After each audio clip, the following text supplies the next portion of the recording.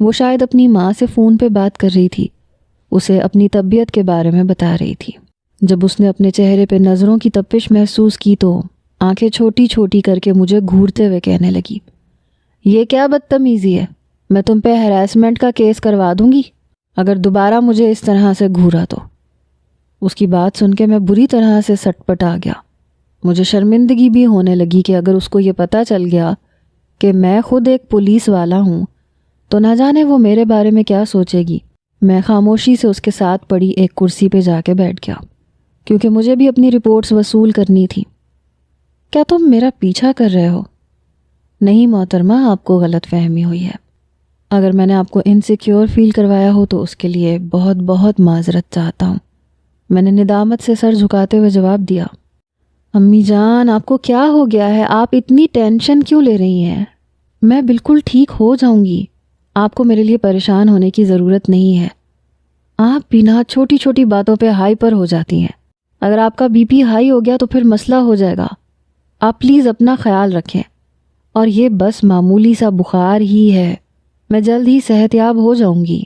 اس کی باتیں سن کے میرے لبوں پہ دھیمی سی مسکراہٹ پھیل گئی تھی۔ وہ اپنی ماں کے بہت قریب تھی۔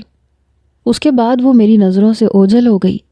میں نے بھی اسے اپنے ذہن سے جھٹکنے کی کوشش کی تھی، کیونکہ ہر روز ہمیں ہزاروں طرح کے لوگ ملتے ہیں۔ اب ہر کسی کو اپنے دل میں جگہ تو نہیں دی جا سکتی، اور نہ ہی ہر کسی کو دعاؤں میں مانگا جاتا ہے۔ میں چونکہ ایک میچیور بندہ تھا اور میرا تو ان چیزوں سے دور دور تک کوئی واسطہ ہی نہیں تھا، میں نے بھی اپنے آپ کو یہ کہہ کے ٹال دیا، تھوڑی تسلی دے دی کہ خوبصورت تھی اس لیے دل کو بھا گئی۔ اب ضروری تو نہیں ہے کہ جو بھی خوبصورت لگے اسے انسان اپنی زندگی میں شامل کرنے کی کوشش شروع کر دے۔ پتہ نہیں وہ لڑکی کیسی ہوگی۔ اور پھر کئی سال گزرنے کے بعد وہ مجھے دوبارہ سے ملی، آج اس حالت میں، جس ماں کی وہ اتنی فکر کر رہی تھی، جس کو وہ اپنی بیماری کے بارے میں ایک ایک چیز بتا رہی تھی۔ اس دن اس کے لہجے میں جو محبت تھی وہ میں نے بہت کم لوگوں کے لہجے میں محسوس کی تھی، اور آج اسی بیٹی نے اپنی ماں کو جان سے مار دیا۔ اس بات پہ یقین کرنا مشکل ہی نہیں، ناممکن تھا۔ گاڑی ایک جھٹکے سے رکی، مگر وہ ابھی تک ہوش کی دنیا میں نہیں آئی تھی۔ میں نے اسے گاڑی سے اترنے کا اشارہ کیا، مگر پھر بھی وہ اپنی جگہ پہ جم کے بیٹھی رہی۔